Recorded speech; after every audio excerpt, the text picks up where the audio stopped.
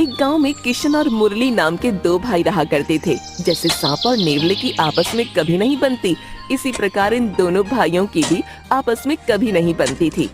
दोनों में फर्क ये था कि मुरली थोड़ा दयालु स्वभाव का था, जबकि किशन एक नंबर का कामचोर और अकड़ू था। अरे किशन, ओ किशन, अरे कहाँ मर गया? जल्दी इधर आ, नहीं तो आज तेरी खैर नहीं।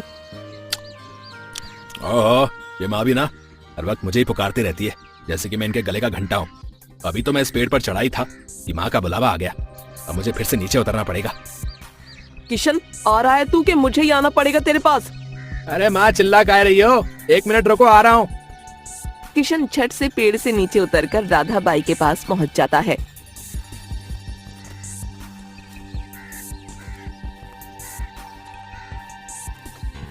क्यों रे नालायक, कहाँ था तू इतनी देर से? मैं तुझे कब से आवाज लगा रही हूँ। आवाज लगा लगा कर मेरा गला सूख गया। ओ मेरी प्यारी माँ, अब मैं आ गया हूँ ना। अब ये बताओ कि काम क्या है? घर की दीवारों पर बहुत सारे जाले हो गए हैं। ये झाड़ू पकड़ और जल्दी से इन सभी दीवारों पर लगे जालों को साफ कर दे। अरे माँ, ये सब काम मुझसे नहीं होता। आप मुरली से क्यों नहीं कह देती? आखिर वो भी तो इस घर का सदस्य है। मुरली तेरी तरह कामचोर नहीं है। उसने आज घर का बहुत सारा काम किया है। अब तेरी बारी है। ओहो, ये माँ ने मुझे कहाँ फंसा दिया। मुझे जल्द ही कोई बहाना बनाना होगा, लेकिन क्या करूँ? हाँ, एक काम करता हूँ, पेट दर्द होने का नाटक करने लगता हूँ। अरे मरी मैया री, अरे मर गया रे। अयो माँ, मेरे पेट में बहुत तेज दर्द हो रहा है। अरे कोई मुझे बचाओ। अरे किशन, क्या हुआ तुझे? अभी तो तू एकदम ठीक था, अचानक तेरे पेट में दर्द कैसे होने लगा? पता नहीं माँ, मेरे पेट का दर्द और भी बढ़ता जा रहा है। लगता है मुझे आराम की जरूरत है। ठीक है बेटा, तू जाकर आराम कर। दीवार के जाले में मुरली से साफ करवा लूंगी। फिर किशन अपना पेट पकड़ते हुए वहाँ से पतली गली से निकल जाता है।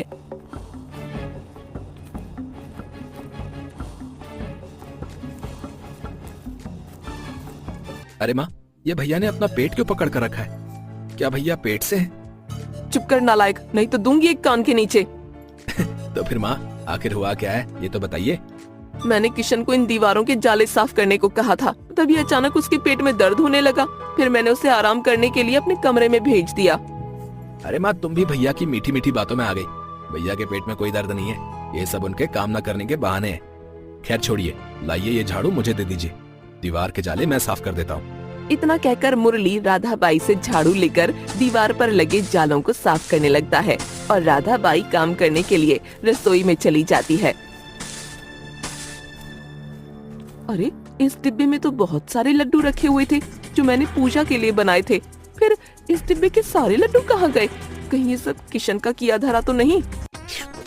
अरे बाबा, कितने स्वादिष्ट लड्डू हैं। माँ के हाथ के बनाए हुए लड्डू का तो जवाब ही नहीं। इन्हें खाकर तो मजा ही आ गया। किशन ये कह ही रहा होता है कि तभी राधा बाई गुस्से में वहाँ पर आ जाती है। अरे माँ, आप यहाँ कब आई? आप तो रसोई में काम कर रही थी। क्यों रे नालायक, तेरे पेट में तो दर्द था ना, तो फिर तू इतने सारे लड्डू कैसे खा रहा है? तेरी हिम्मत कैसे हुई इन लड्डुओं को हाथ लगाने की? मैंने ये लड्डू पूजा के लिए बनाए थे और तू सब चट कर गया। मुझे माफ कर दो माँ, मेरे पेट में कोई दर्द नहीं है। मैंने आपसे इसलिए झूठ बोला था ताकि मुझे काम ना करना पड़े। गलती तो तूने की है, सजा तो तुझे बराबर मिलेगी। राधा बाई कह ही रही होती है कि तभी वहाँ मुरली आ जाता है और राधा बाई से कहता है, माँ सही कहा आपने, भैया ने लड्डू तो बहुत खा लिए। जरा इस झाड़ू से इनको थोड़ा प्रसाद और खिला दो। हाँ हाँ, क्यों नहीं, जरा एक झाड़ू मुझे दे दो, मैं अभी इसको बहुत सारे लड्डू और प्रसाद खिलाती हूँ। इतना कहकर राधा बाई किशन को झाड़ू से मारने लगती हैं। अरे माँ, मुझे छोड़ दो। अब कभी भी मैं तुम्हारे हाथ के बनाए हुए लड्डू नहीं खाऊंगा और कभी भी पेट दर्द होने का नाटक नहीं करूंगा। अरे मुरली, मुझे बचा। अरे अरे, बहुत तेज लग रही है। बस करो माँ, नहीं तो भैया के आज दोनों पिछवाड़े गुब्बारे की तरह फूल जाएंगे। और फिर राधा बाई और मुरली किशन के कमरे से चले जाते हैं। राम, मुझसे तो उठा भी नहीं जा रहा है। इस मुरली ने मुझे आज बहुत पिटवाया, मैं इसे छोड़ूंगा नहीं।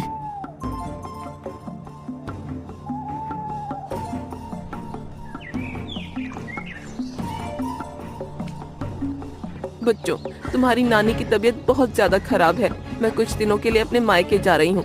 तुम दोनों यहीं पर रहना, मैं कुछ दिनों में लौट आऊंगी। ठीक है माँ, आप निश्चिंत होकर जाइए, हम यहाँ सब संभाल लेंगे। किशन, तू अपने छोटे भाई को ज्यादा तंग मत करना, वरना मैं तुझे आकर बहुत मारूंगी। ठीक है, अब मैं चलती हूँ। इतना कहकर राधा बाई अपना सामान लेकर अपने मायके निकल जाती है।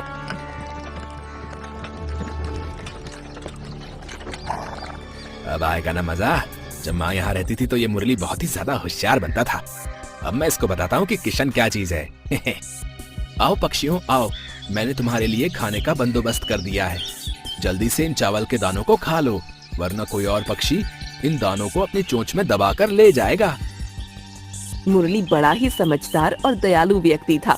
वो अक्सर अपने घर के आंगन में पक्षियों के लिए चावल के दानों को डाल देता था ताकि कोई भी पक्षी भूखा न रहे। अरे मुरली, ये तू क्या कर रहा है? अरे भैया, आपको दिखता नहीं क्या? मैं इन पक्षियों के लिए चावल के दाने डाल रहा हूँ। अरे बेवकूफ, अगर तू रोज इन पक्षियों को चावल खिलाता रहा तो एक दिन हमारे घर के सारे चावल खत्म हो जाएंगे, तो फिर हम दोनों क्या खाएंगे? अरे भैया, कुछ चावल इन पक्षियों को खिलाने से हम गरीब थोड़ी हो जाएंगे। और वैसे भी माँ ने सिखाया है कि हमें सभी की मदद करनी चाहिए, चाहे वो इंसान हो, जानवर हो या फिर कोई पक्षी। अरे ज्यादा दान पुण्य करने से तू कोई भगवान नहीं बन जाएगा, समझा? अगर तूने कल से इन पक्षियों के लिए दाने डाले ना तो मुझसे बुरा कोई नहीं होगा, समझा? किशन ये कह ही रहा होता है कि तभी आसमान से एक पक्षी किशन के ऊपर हल्का होकर चला जाता है। ओहो, इस पक्षी को भी अभी हल्का होना था, मेरे सारे कपड़े गंदे कर दिए। भैया, लगता है पक्षी भी आपकी बातों से नाराज हो गए। इन्होंने तो आपको आइसक्रीम खिला दी, और वो भी सफेद कलर वाली। ज्यादा मत बोल मुरली, वरना दूंगा एक कान के नीचे। अब जा और मेरे लिए खाना बना, मुझे बहुत तेज भूख लग रही है। ठीक है भैया, भूख तो मुझे भी लग रही है, मैं अभी हम दोनों के लिए खाना बना देता हूँ। खाना बनाने के बाद दोनों भाई खाना खाने बैठ जाते हैं। छी छी छी मुरली, फू, ये तूने कैसा खाना बनाया बे? एकदम गोबर की तरह। इसमें ना तो नमक का स्वाद है और ना ही मिर्च का। ऐसा बेस्वाद खाना खिलाकर क्या तू मुझे मारना चाहता है? अरे भैया, ये आप क्या कह रहे हैं? मुझे तो ये खाना बहुत ही अच्छा लगा, और इस खाने में तो नमक और मिर्च की मात्रा भी ठीक है। तो फिर आप ऐसी बहकी बहकी बातें क्यों कर रहे हैं? मुझसे जबान लड़ाता है? रुक, तुझे अभी बताता हूँ। और फिर किशन मुरली को एक डंडे से बहुत मारता है। लड़ाई इतनी बढ़ जाती है कि किशन मुरली को घर से निकालने की धमकी दे देता है। मुरली, अब बहुत हो गया तेरा, तू इस घर से निकल जा, और हाँ, इस घर में कभी कदम मत रख देना, वरना तेरी मार मार कर चमड़ी उधेड़ दूंगा। अरे मुझे भी नहीं रहना इस घर में। जब अकेले रहोगे ना तो खुद ब खुद अकल ठिकाने आ जाएगी आपकी। मैं जा रहा हूँ। इतना कहकर मुरली गुस्से में उस घर से निकल जाता है।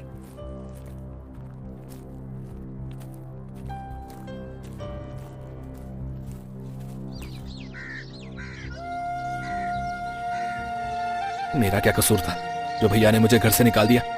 ये सब मैं माँ को भी नहीं बता सकता, क्योंकि माँ तो अभी नानी के घर गई है। अगर माँ को ये सब पता चला तो वो भी और चिंता करेगी। अब मैं क्या करूं? मुरली ये कह ही रहा होता है कि तभी उसके दिमाग में एक आइडिया आता है। अरे हाँ, हमारे पास जो छोटा सा खेत है, मैं उसी खेत पर एक झोपड़ी बनाकर रहूंगा, और जब तक माँ नहीं आ जाती मुझे उसी झोपड़ी में अपना गुजर बसर करना होगा। और फिर मुरली अपने खेत पर एक छोटी सी झोपड़ी बनाकर रहने लगता है। रात को जब मुरली सो रहा था तभी उसके दरवाजे पर एक बूढ़ी माँ आती है और जोर जोर से दरवाजा खटखटाने लगती है। अरे, ये इतनी रात को दरवाजा कौन खटखटा रहा है? अभी जाकर देखता हूँ।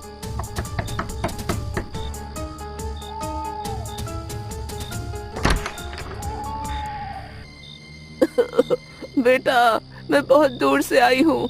आज रात में क्या तुम्हारी इस झोपड़ी में रह सकती हूँ? अरे अम्मा, क्यों नहीं, आइए जल्दी से अंदर आ जाइए, बाहर ठंड बहुत तेज है, आप बीमार पड़ सकती हैं। और फिर मुरली ने उस बूढ़ी अम्मा को अपने घर में बुलाया और उन्हें पीने के लिए एक गिलास पानी दिया। ये लो अम्मा, पानी पी लो, मेरे पास आपको देने के लिए पानी के अलावा और कुछ भी नहीं है।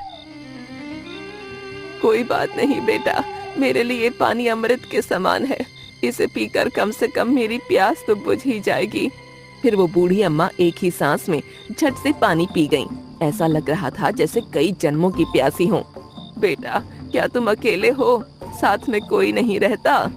नहीं अम्मा, मैं पहले अकेला नहीं था। मेरी माँ अभी नानी के घर गई है और बड़े भैया ने मुझे घर से निकाल दिया। फिर मैं अपने इस खेत पर झोपड़ी बनाकर रहने लगा। तो फिर तुमने ये बात अपनी माँ को क्यों नहीं बताई? अम्मा, अभी मेरी नानी बीमार है, जिसके कारण मेरी माँ अभी बहुत दुखी है, और मैं नहीं चाहता कि मैं ये सब बताकर अपनी माँ को और दुखी कर दूं। खैर, ये सब छोड़िए अम्मा, रात बहुत हो चुकी है, आपको भी अब सो जाना चाहिए। मुरली की झोपड़ी में केवल एक ही पलंग था। उसने उस पलंग पर बूढ़ी अम्मा को सुलाया और खुद जमीन पर सो गया।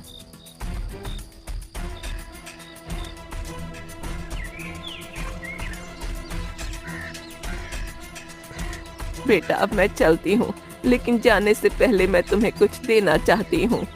फिर बूढ़ी अम्मा मुरली को अपनी झोली में से एक अंगूठी निकाल कर देती हैं। अम्मा मैं इस अंगूठी का क्या करूंगा? आखिर इस अंगूठी का मेरी जिंदगी में क्या काम? बेटा ये कोई मामूली अंगूठी नहीं है, ये जादुई अंगूठी है।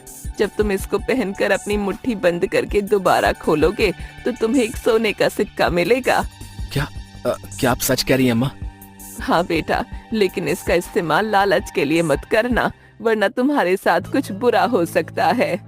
ठीक है अम्मा, मैं इस अंगूठी का कभी भी गलत इस्तेमाल नहीं करूंगा और इस अंगूठी के दिए हुए सिक्कों से हमेशा गरीब लोगों की मदद करूंगा। ठीक है बेटा, अब मैं चलती हूँ, तुम अपना ख्याल रखना। इतना कहकर बूढ़ी अम्मा वहाँ से चली जाती हैं और मुरली उस अंगूठी को गौर से देखने लगता है। क्या सच में ये अंगूठी सोने के सिक्के देती है? मुझे तो अभी भी विश्वास नहीं हो रहा है। ऐसा करता हूँ, इसको पहनकर देखता हूँ। अरे वाह, ये तो चमत्कार हो गया। ये तो धोती फाड़े रुमाल हो गया। और फिर मुरली ने उस अंगूठी के दिए हुए सिक्कों से कई गरीब लोगों की मदद की।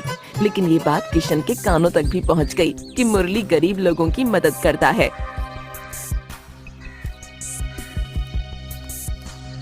अरे किशन, तुम यहाँ पर क्या कर रहे हो भाई? तुम यहाँ, वहाँ तुम्हारा भाई सभी लोगों को मुफ्त में राशन बांट रहा है और तुम यहाँ बैठे बैठे मक्खियाँ मार रहे हो क्या? ये आप क्या कह रहे हैं मुखिया जी? मुरली के पास तो खाने तक के पैसे नहीं है, तो फिर वो सभी लोगों को राशन कैसे बांट सकता है? अब ये सब मुझे नहीं पता भाई, मैंने जो अपनी आंखों से देखा मैं तो बस तुम्हें वही बता रहा हूँ। तो ठीक है, अब मैं चलता हूँ। अच्छा। इतना कहकर मुखिया वहाँ से चला जाता है और किशन के दिमाग में खिचड़ी पकने लगती है। ये मुरली तो एक मामूली सी झोपड़ी में रहता है, तो फिर ये लोगों को राशन कैसे बांट सकता है? जरूर दाल में कुछ काला है, मुझे जल्द ही पता लगाना होगा।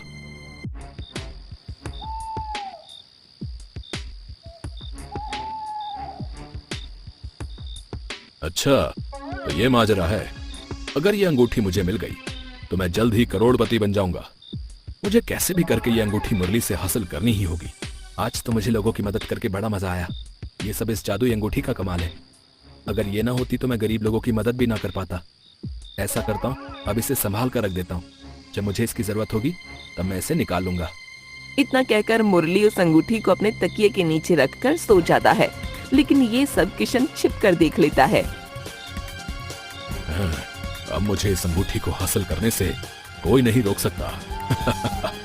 जैसे ही मुरली सोते हुए करवट बदलता है, तभी किशन उसके तकिए के नीचे से वो अंगूठी चुराकर वहाँ से भाग जाता है।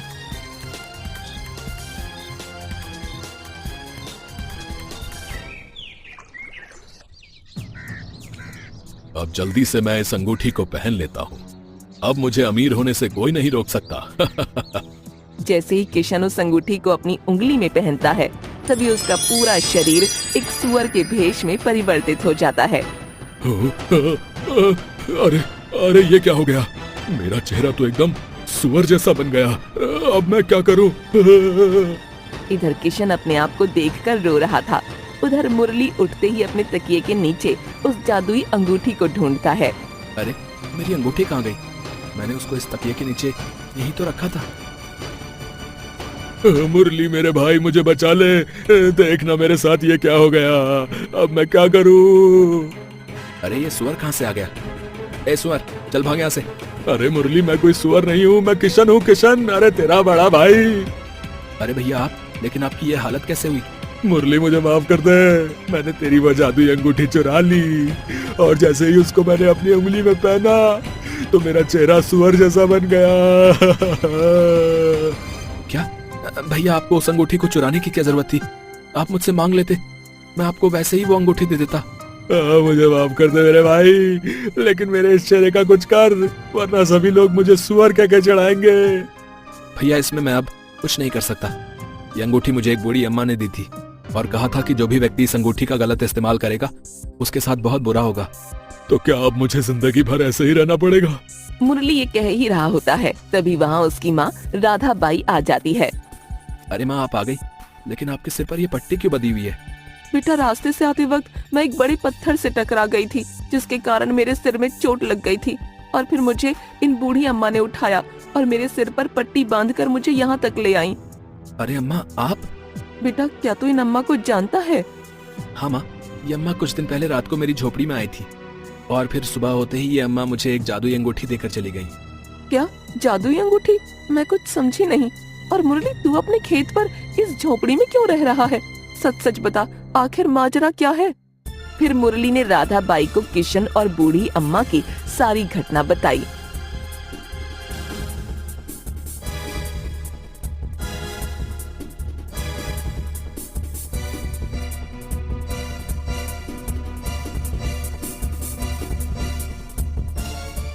क्यों रे किशन, मैंने तुझसे कितनी बार कहा कि अपने छोटे भाई को कभी तंग मत किया कर, लेकिन तेरी समझ में कहाँ आती है मेरी कोई बात। माँ, मुझे माफ कर दो, मुझे अपनी गलती की सजा मिल चुकी है। उस जादुई अंगूठी ने मुझे सुअर बना दिया।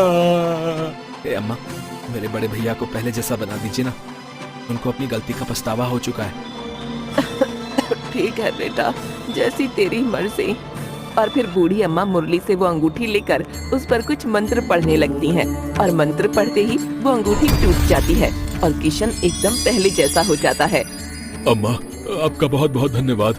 अगर आज आप ना होती तो मुझे जिंदगी भर सुअर जैसी जिंदगी बितानी पड़ती। बेटा, तुम्हें अपनी गलती का पछतावा हो गया है, मेरे लिए वही काफी है। तो ठीक है, अब मैं चलती हूँ, तुम सब अपना ख्याल रखना। इतना कहकर वो बूढ़ी अम्मा वहाँ से चली जाती हैं।